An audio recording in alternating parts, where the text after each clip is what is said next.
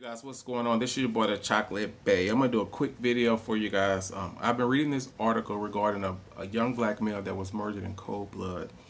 His name is Ahmaud Arbery. He was 25 years old. This murder occurred in Brunswick, Georgia, on February the 23rd, approximately 1 p.m. Arbery was jogging. It was a normal routine. He was near to his home, and three assailants. It was well, the father, his name was, last name is McMichael, first name is Gregory McMichael. He was a retired police officer, like an investigator. And he noticed Arbery jogging. So according to the father, which we know several times, y'all, with these occurrences, they're always saying that a black male, an assailant, is always robbing certain neighborhoods and they're taking justice in their own hands, blah, blah, blah. But as he saw Arbery jogging, the father alerted his son. They grabbed guns, got in their pickup truck. Their neighbor followed as well. They followed Arbery, 25 years old, as he was jogging. They got out of their pickup truck and confronted Arbery. Now, mind you guys, this is 1 p.m. in the afternoon, and they allege, according to them, robberies, which we know probably isn't true. They probably don't even have any documentation, any recordings from the police, nothing. They got out of their pickup truck. They confronted Arbery. A confrontation happened, which I don't blame him. This young man's 25 years old, jogging, doing exercise that he normally does, and three white male assailants with rifles, guns, pull you over, stop you, start in trouble. So maybe a little tussle happened, a confrontation, and the first shot, the son, Travis McMichael, 34 years old, he shot several times, and Arbery was murdered. Arbery was murdered. And what I don't get with these people, it's always something about a robbery and taking justice in your own hands. No one notified police. No one notified anyone. These white males, Caucasian men, thought that this black male that jogged all the time, this is his normal routine at 1 o'clock p.m. And in my opinion, you guys, they were looking for trouble. They were looking to murder and hurt someone. And what I don't get,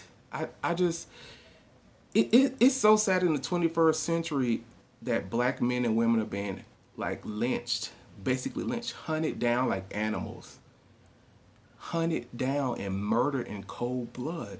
Murdered in cold blood and no justice. Now, mind you guys, this happened February the 21st.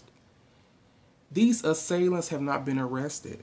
They are still out in the open. They've been questioned, but that's it. That's it. They're still out. And I couldn't imagine being like the parents of Arbery, the mother and father, knowing your child was murdered in cold blood, and the assailants, the perpetrators, are out living their lives. And in my opinion, I think the only reason they were caught was because of the videotape. It's footage out there showing exactly what happened. These men took justice in their own hands, and they murdered this black man in cold blood. Cold blood. And it's just sad. I don't get, like I did a video about something similar to this in the workplace with being black. But it's so sad, even in the 21st century, black people, black men and women, we don't measure up. Not to say that we should, but we're just like, we're treated as animals, treated as dogs. And a crime such as this, you seek and sought after this young black man, started a confrontation, you murder him in cold blood, and you are not even in police custody. How does that work? How does that work? I don't understand. Like, we have the Emancipation Proclamation. We have black codes that were eradicated. We have the Bill of Rights, part of the Constitution. But still, black people, black men and women, we're not treated as equal. We're treated as animals, treated as dogs. I couldn't imagine the way that young man could have been frightened. You're jogging.